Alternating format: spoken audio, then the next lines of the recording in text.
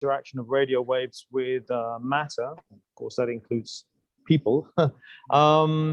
I have been researching and writing quite extensively on the subject of our exposure to cell phone radiation, not just 5G, but all cell phone radiation, and what are the possible health effects that it may have.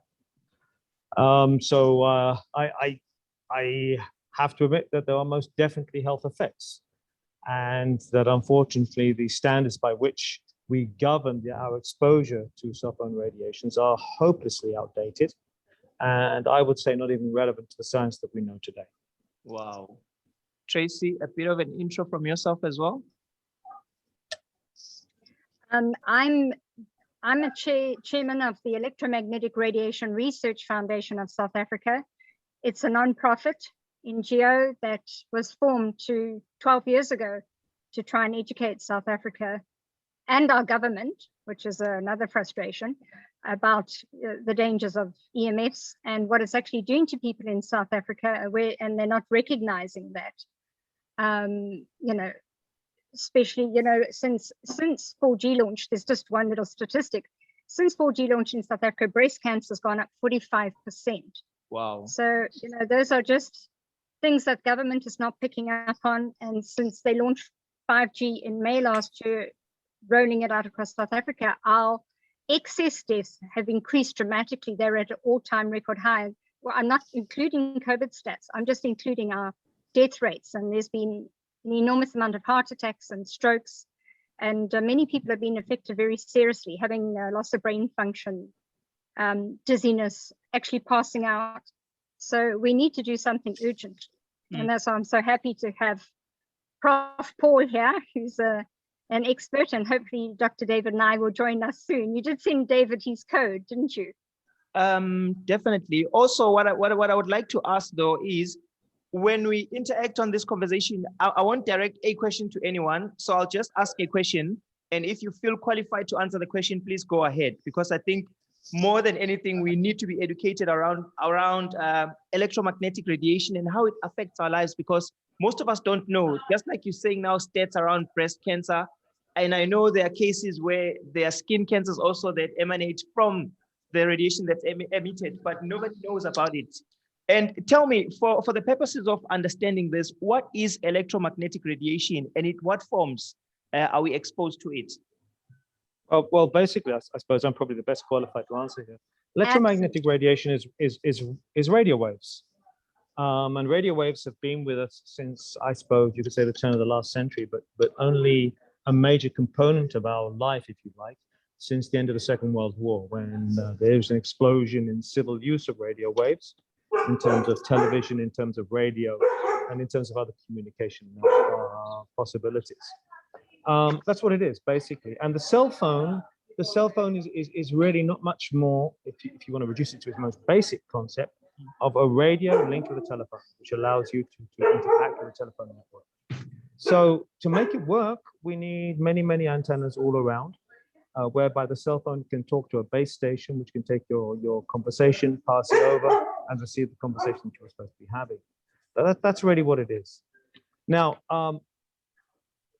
as far as we can see, when our standards for exposure to radio waves were first established, and we're talking way back in 1996 officially with the FCC in the States and ANSI, but afterwards, as it spreads across the world, the belief was that the only thing a radio wave could do to you would be maybe heat the water inside your tissues, and that heat would then dissipate. And to a great extent, that's actually quite true.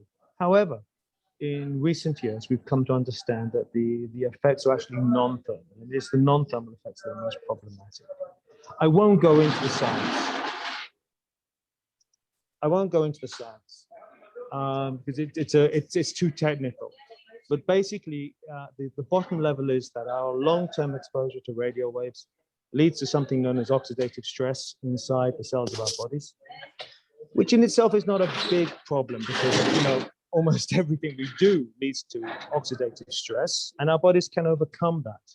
But with the added input of long-term exposure to cell phones, it causes at the end of the day to an excess, which can eventually lead to depressed immune systems, it can lead to eventually, in the most extreme cases, cancer. Now, I have to state here, and I really have to state, as far as we know in science, it may cause ill feeling in about 3% of your population, and it may, in a very small percentage of that, cause cancer.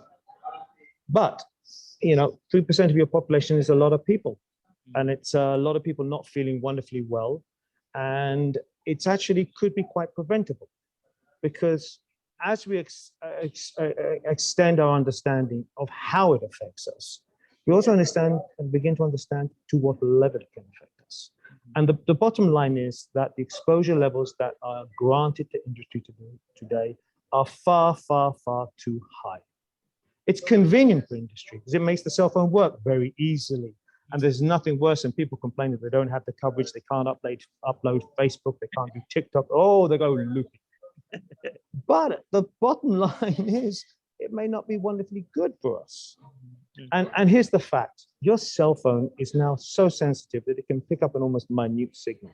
We could actually force industry to work at a far, far, far lower level of radiation than is acceptable today. But it will cost them more, cost them a lot more. And that's the point. It comes down to money. Yes, Tracey? So here's the problem. I want to dispel some myths straight away, okay? And it's really important that we dispel these myths. 5G did not cause COVID. That's just balderdash.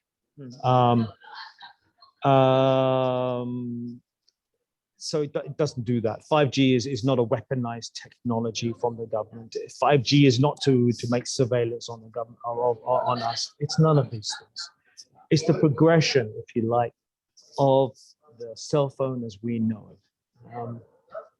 5G has been put forward to help us with this exalted Internet of Things by which all our machines will talk to each other and everything will be wonderful. Nobody's really thought if we need that, but that's beside the point. 5G is more or less an industry-driven concept, basically to make the consumer buy, in my personal opinion. Now, that's fine, okay, because that's how industry and the commercial world has worked, We, the consumers, are persuaded to buy things, and we buy things, and that forces progress, etc., etc. But it doesn't mean we have to be slaves to it. And this is the point. We do not have to be slaves to it. And the exposure levels as allowed in South Africa, which are the same all over the world, by the way, it's not that South Africa specific, those exposure levels were set, and I'm going to give you a fact which is going to blow your mind. They were set way back in 1957, arbitrarily, with no particular thought. You heard the word 1957. They were confirmed in 1996 and made into actual, if you like, regulation with the first ANSI standards and then the first FCC standards and then the ICNIP standards all around about the same time. But the root of those standards is way, way, way back in 1957, when we understood almost nothing about what radio waves could do with us and the interaction that they have with our bodies and how we act and we work. We know far, far more now. And in fact, any safety standard that comes out should be driven by what science says. And it's not. It's driven by what commerce says. And that's a problem. A long answer to a short question, huh? A very informative. Very thorough one. What other biological effects, Tracey, that have been shown from the impacts of this wireless radiation? Could you repeat the question? Yeah. Sorry, Tracey, go ahead. Okay. Sorry, Paul, do you want to answer that? I didn't quite hear the question, if it could be repeated. No problem. Okay, what biological effects? So I think there's been effects, and Paul there have been effects shown from the brain, the heart, thyroid, liver, the full there'll be many system. effects. Yeah, there are many effects, biological effects that we've noted when we look at the science. And I have to state here, a lot is still quite disputed. But I think we can sum them up in one easy idea. We can see that at the bottom level, somehow there are mechanisms which mean that we suffer from what's called oxidative stress.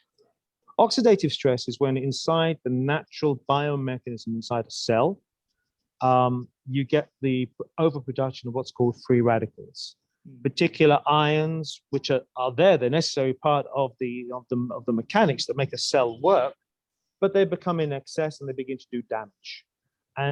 But that's not so bad because our body does have the mechanisms to repair that damage. I mean, it's something that's been with us since time immemorial. It's a part of nature itself. But the effect of radio waves is to seriously to upset that balance between oxidative species and the ions that should be inside our bodies, and that at the end of the day leads to what's called oxidative stress. The results of oxidative stress can be multiple. They can eventually lead to cancer, yes. And the National Toxicology Program in 2018 published the results, actually published in 2019, which showed that cell phone radiation of the form of 2G and 4G, and by proxy also 3G, sorry, and by proxy also 4G and then 5G, can cause cancer in animal populations. And they showed it, and it's quite conclusive proof. It was unfortunately widely disparaged by the FCC and by ICNIT, and therefore by the world regulatory bodies who go by them. But the proof was irrefutable. So we know it can go that far, but the real effects are going to be something far, far less.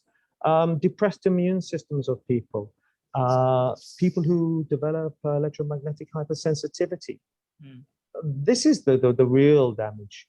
And this is maybe the unspoken damage that you have. You have, for instance, in places like Sweden, electromagnetic hypersensitivity is now considered a work-related condition and accepted in terms of social security. This is where it's really going to hit us more than anything. Quite scary. What health complaints are you seeing or being recorded in South Africa from cell phone towers, Tracy? Well, it's very constant. It's anything from sleep deprivation, waking up at 2, 3 in the morning, not able to sleep again, headaches, nausea, blurry vision, dizziness, passing out, and thyroid dysfunction, liver dysfunction. You know, there have been 33 cell tower studies done, and 32 of those show conclusive proof in the study that people were being affected. And all of those that I've mentioned have been shown, and maybe Paul might want to mention any extra. Well, I mean, most of what you said is what has been seen. Some of it is quite controversial. Others have been what's called in vitro studies, whereby they've looked at cells in cell lines in test tubes. They've noted a lot of problems in terms of the oxidative stress and cellular communications, and these can lead to all sorts of diseases. I think it is fair to talk about immune depression, the immune response depression. That certainly is out there. I'm not sure what has been going on in South Africa. I mean, I've only really been able to study what goes on and what is published in places like UK, like the United States. But yeah, there are problems, and the problem is that they are all avoidable. They're avoidable because if we worked at more safe levels, biologically safe levels, and there are biologically safe levels, we can see when oxidative stress reduces in the body. There was a very interesting study done in India where they used biomarkers to test levels of oxidative stress in blood of people living close to cell phone towers and people living far from cell phone towers. And they discovered, that if you were over 300 meters away from a cell phone tower with the normal levels of radiation, this was a cell phone tower which was radiating at 20 watts, there was almost no level at all. So we know that we can work at safe levels. The problem is convincing regulatory and industry that we should work at safe levels. Because let's face it, the cell phone is not going to go away. Yeah, it's whether you like it or not, it's changed our society in such a way that it is with us to stay forever. So it has to actually work to our favor and not against our favor, at least medically speaking. So there has to be some action by government to accept what science actually says, not to deny it, and then to properly assess and not blindly accept what has been put out there by the cell phone industry and by the cell phone manufacturers, who are very comfortable with the levels of today because it makes their life very easy. It's got to go the other way around. It's got to consider the impact on us. There seems to be a big pushback around 5G all over the world. Please explain why that is, and does this also include 5G satellites? Yes. Well, 5G itself, in my opinion, and this is actually borne out by the results of what we're seeing in China. The real 5G networks, the ones that will work at 24 gigahertz, that do exist in the world, exist in China. Now, beyond all the hype and the ridiculous hype sometimes from industry about the wonderful things we'll be able to do with 5G, they brush over the fact that it will demand what's called densification of antenna. Quite simply, the signals they want to use at the frequencies they want to use, at 24 gigs, they do not travel very far in the atmosphere. They simply get absorbed. So you need many, many more antennas. In fact, the densification will be like 1,000 times more than we have today. In the urban environment, you would be seeing basically an antenna on every building.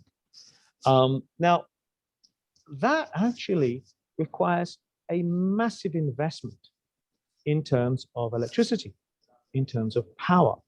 And in fact, the Chinese have seen a rise of 10%. And the estimation is that on the gross national product of a country, it would cause about 10% increase. That's a massive amount of energy. Where's it all going to come from? This means an awful lot more burning of fossil fuels, an awful lot more strain on our electricity systems. Okay? And even more than that, because there will be 1,000 times more antenna in the urban environment than you would have today, it means a massive amount of investment in maintenance. Bottom line, a 5G system is horrendously expensive to maintain. So much so that in China today, they are turning off the system at night because it is too expensive and nobody wants to use it. And they are now demanding from the Chinese government that there be some subsidy on the electricity costs because it is unprofitable. Now, the industry doesn't like to talk about this. But this is a ginormous problem. And then there is the other point about the ridiculous idea of sticking satellites in space to beam down 5G over rural areas. Of course, the idea is that therefore you would get internet, you would get modernization in rural areas easily. Yeah, but not very wisely. First of all, the satellite can maybe beam down the signal, but your phone is not going to send up the signal. You still need another relay way to get past the signal to get it out. That's one problem. Number two, I don't know if you're aware of this, but almost all of weather prediction relies on gauging the amount of atmospheric moisture, by seeing how much absorption there is at 24 gigahertz, the very frequencies that they want to use for 5G. So you can imagine what it will mean. And already NASA and the National Oceanographic and Atmospheric Organization in the States, agency in the States, has already complained bitterly about this, that the effect of so many satellites beaming down at these very frequencies will be to disrupt the ability to predict weather. That means not being ready for hurricanes, for being ready for typhoons.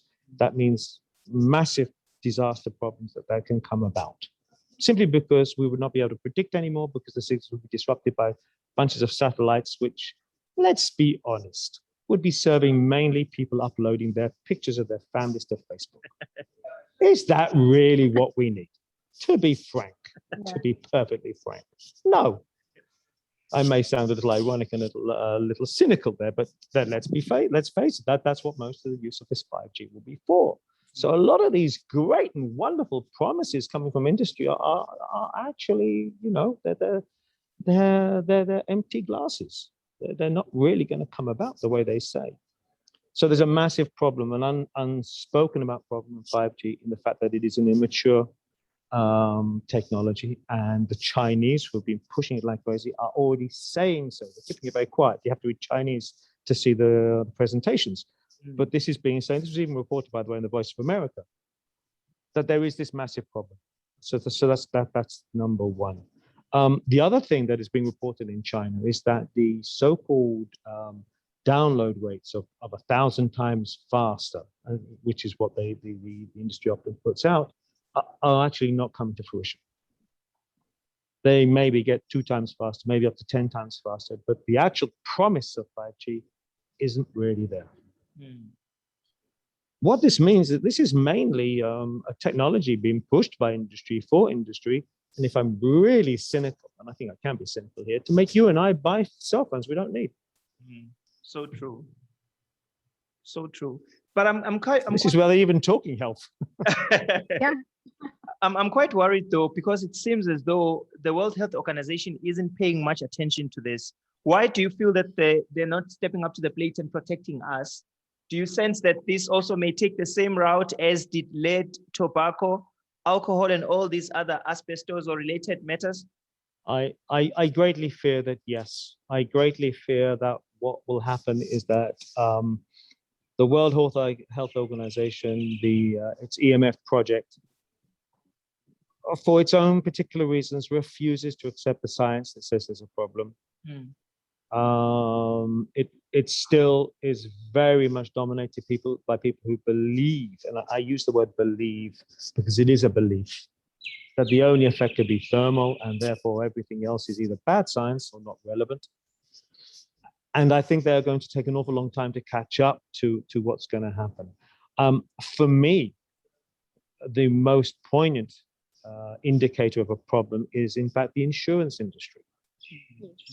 It is now almost impossible for cell phone manufacturers to find insurance against class action suits, because the insurance agency, and this has been reported, it was reported in the Financial Times, the insurance world is saying, we can see a disaster coming along the way in terms of class action because science is being ignored here, and we're not going to be the fall guys. We'll let you be the fall guys for this. So yes, I think very much we are going to see something like what happened with tobacco. And it is going to take its time, and it is entirely unavoidable. Indeed, we live in scary times. Whilst on the subject of insurance and liability and all of that, does the telecoms industry, according to your knowledge, have public liability insurance? Or it obviously said it doesn't. But now, how do we as the public navigate around this rather risky issue? We do want cell phones to communicate with our loved ones and the world in general. Yes. But on the other end, of course, there's adverse health effects that you make mention of. Well, first of all, I think in many, many aspects, 5G is a non-starter in terms of the rural communities. Broadband, fiber optics should be pushed. Now, I know full well that the government doesn't want to, the industry doesn't want, because it's much more expensive. But the bottom line is, technologically, you will never be able to achieve the same speeds of data transmission that you can with a fiber optic cable with 5G, no matter what industry says. It's just simply it's confetti in front of your eyes. It's just not possible. So broadband certainly is a better option. Wi-Fi should be kept. Wi-Fi, or if you like, the cellular should be kept, the urban environment. And frankly, when they put out the standard of 4G is LTE, long-term evolution. It was designed to keep evolving to meet the needs of what would be. And that's also an important point. And there is a sociological point here as well.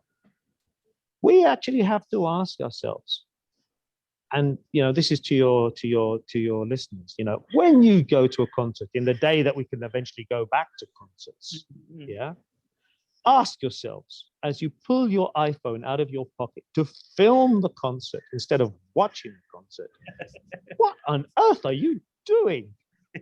Why do we have this madness to believe that if we didn't record it, post it to Facebook, TikTok, Twitter, Instagram, whatever you want, it didn't exist? There is a problem that sociology also has to address here. How much time should we spend on these phones? And this is, I think, another point that has to come up into the discourse. Just how crazy have we let it get with the cell phones? Now, I'm not denying cell phones. I'm now talking to you on a cell phone. I can't deny what it's done for our society and how useful it is. And it has, and I'm as addicted as most other people. Yet, it doesn't mean we should let the addiction take over. So true. And Any Well, news? Chucky, I actually gave up my cell phone. Did you? Good for you. I gave up my cell phone, and my house has been hardwired now for the last 12, 13 years. So everybody who's there can have a plug-in point. So there's no Wi-Fi, no routers in the house. And so I try whatever I can do within the home to limit the radiation to my family and animals. And I think that's what the listeners need to understand. You need to limit what you can in your own home, because obviously right now we're not having much control with what's coming into the house. So true. Yeah. Any updates with regards to the case that's currently with the FCC in the States? Yes. Paul. Yeah. Yeah. That case was quite a landmark. There were over 1,800 comments put to the original declaration of ruling by the FCC. So your users understand, your listeners understand, the FCC ruling was to put into regulation the same exposure levels for Wi-Fi and cellular technologies as are in place for the lower frequencies. That means up to 10 watts per square meter in terms of ambient radiation, and then up to 1.6 watts per kilogram absorbed into your flesh from your phone as you hold it against it. Yeah. Now, there was over 11,000 pages of comment put into this. The FCC, this eventually came to a legal challenge to the FCC ruling by the Environmental Health Trust, by the Children's Health Defense, by quite a few organizations altogether, and quite a few people as well. Now, they've had their first hearing where they presented the initial opening arguments and the initial evidence as well against this ruling, basically demanding that the ruling be rethought and that science be taken into consideration. Now, we're still at the stage where we have to wait for the judges, and this was in the District Appeals Court in Columbia. We have to wait for the judges to come back with their ruling. But the tone of their conversation, of their questioning, was very stridently against the FCC, against the denial of science, against the almost arbitrary dismissal of anything which wasn't according to the opinion that the FCC wanted to hear. So I think we're quite hopeful about what that will be. And there were other elements that came out in this trial which were very, very interesting. It turned out in the trial, that in the evidence that was given by the FCC lawyer, that the interdepartmental committees who were supposed to assess the technical aspects were never even consulted. In fact, hadn't even met since 2016, i.e. they had actually broken their own legal requirement in terms of assessment that they should have done themselves. And they had also ignored the NEPA Act as well, which is for environmental protection in the States too. So there's a lot of wrongdoing has happened in this particular decision.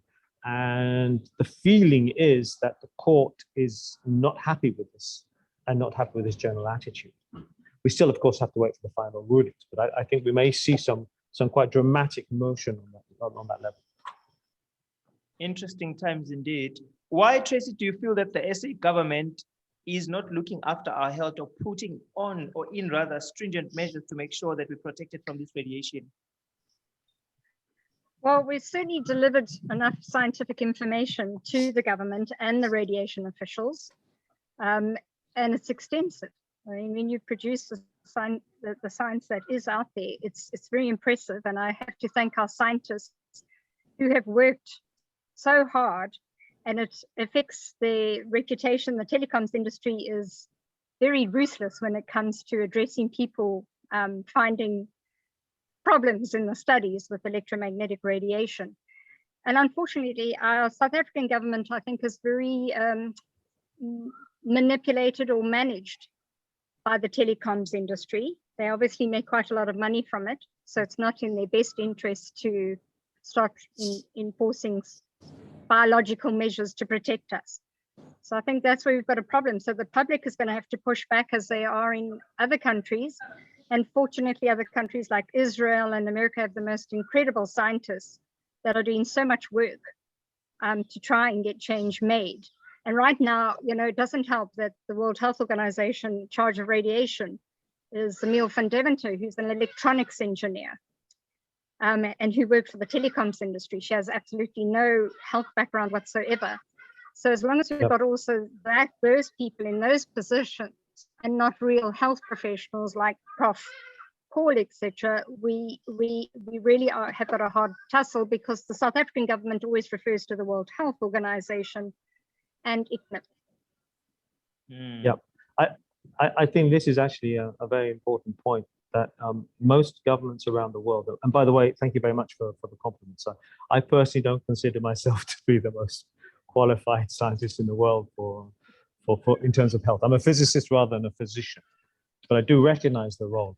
By the way, you have recent reports by people like Christopher Poitier, who was the head of CDC, the Center for Disease Control in the States, who conducted an extensive review of the epidemiological evidence for the cause of cancer by phones, and came out quite categorically that it is a major risk and should be assessed as such. But coming back to the point, this is a problem that the governments of the world have basically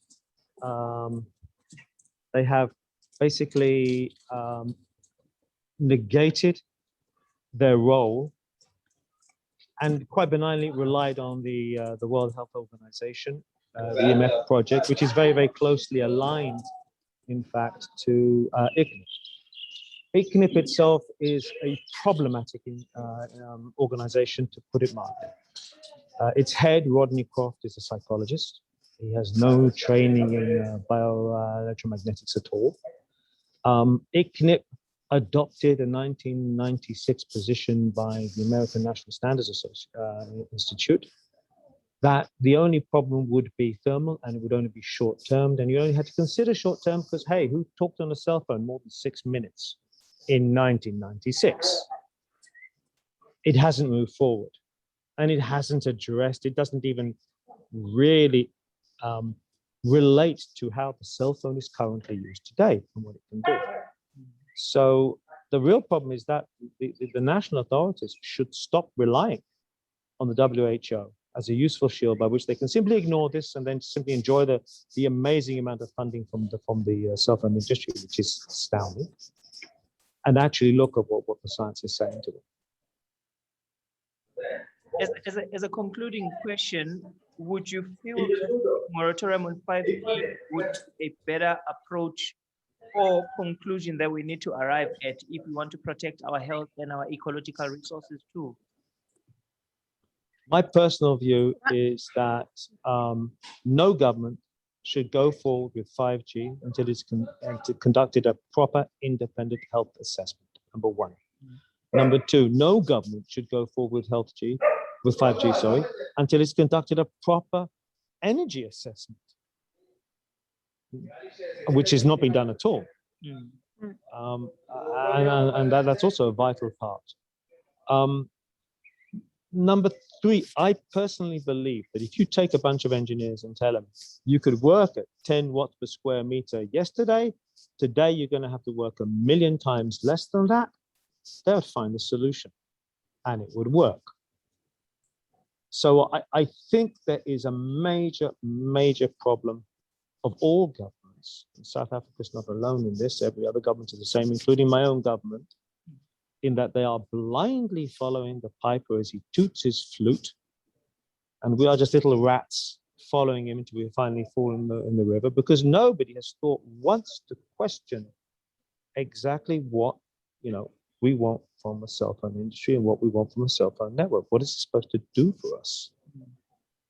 And until we don't do this, and this is true, this is public pressure, which you have to apply at the end of the day, and it has to be applied. And until we don't do that, we're not going to get anywhere with it, until eventually, just as with tobacco, one day they'll come out massive class action suits which can almost like bankrupt an industry, and everything then has to be rethought when it could have been avoided 40 years earlier.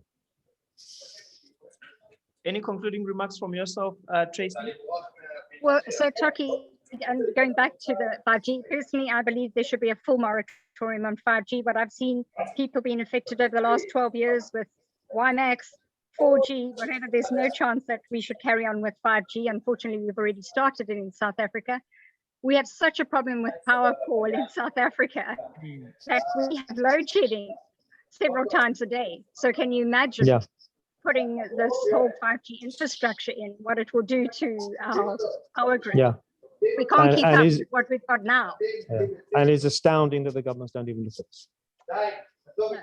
Yeah, quite scary.